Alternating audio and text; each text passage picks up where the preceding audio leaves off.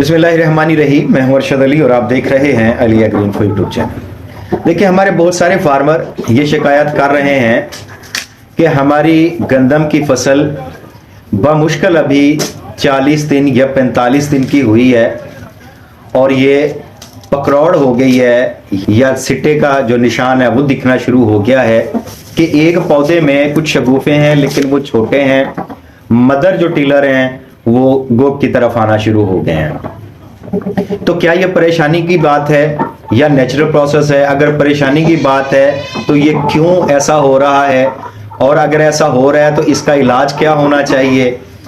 एक बात ज़हन में रखें, मैं पहले तो आपको नेचुरल प्रोसेस बता देता हूं कि गंदम के पौधे आम तौर पे 50, 55, 60 दिन पे जाके इस स्टेज को आते हैं कि ये वेजिटेटिव ग्रोथ से रिप्रोडक्टिव ग्रोथ की तरफ कन्वर्ट होते हैं, यानी कि इनके टिलर्स के अंदर सिट्टे का निशान बनना शुरू होता है, यानी कि फ्रूटिंग स्टेज शुरू होती है इसकी। लेकिन ये सारे मामलात वक्त से पहले हो रहे हैं, 10-12 दिन पहले हो रहे हैं। ये 55 दिन पे या 60 दिन पे होने चाहिए थे। फसल 45 दिन या 50 दिन पे है जब इस तरह का एक्शन ले रही है। इसका रीजन क्या है?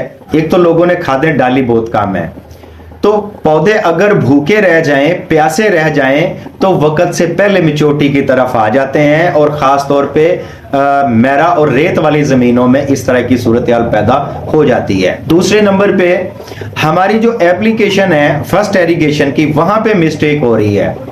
देखें, वहां पे हम बता रहे हैं कि आप MAP 1261 इस्तेमाल कर लें, लेकिन ये ज़हन में रखें हम साथ में एक बैग यूरिया भी बता रहे होते हैं।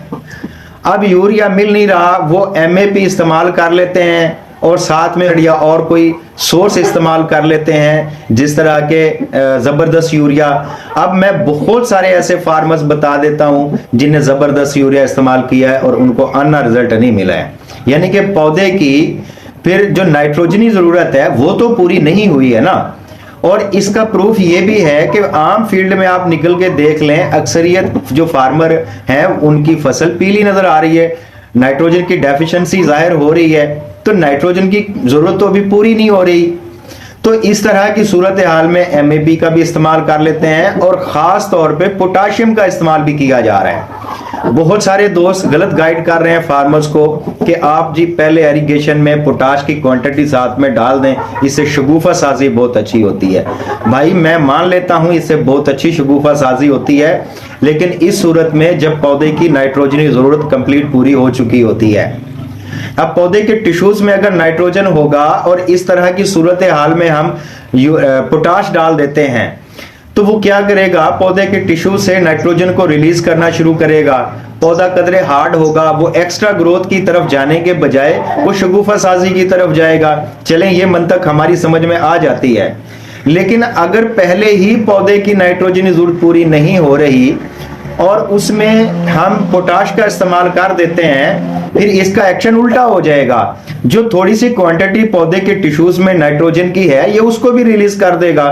पौधा तो वक्त से पहले मैच्योरिटी की तरफ आ जाना है। तो इन चीजों का थोड़ा सा ख्याल करें कि आप अगर MAP यूज कर रहे हैं पहले पानी पे, तो हमारी एप्लीकेशन के मुताबिक आपको एक बैग यूरिया भी इस्तेमाल करना पड़ेगा। अगर आप पोटाश इस्तेमाल कर रहे हैं पहली एरीगेशन पे तो आपको तब भी एक बैग यूरिया इस्तेमाल करना पड़ेगा, वगरने ये सारी चीजें आपके पौधे को वक्त से पहले मैच्योरिटी की तरफ ले आएंगी। और ये जो 10-12 दिन का फर्क पड़ा है, जो पौधे जल्दी मैच्योरिटी की तरफ आ गए हैं, उसका रीजन यही है और कुछ नहीं है। तो इसका अब हल क्या करें?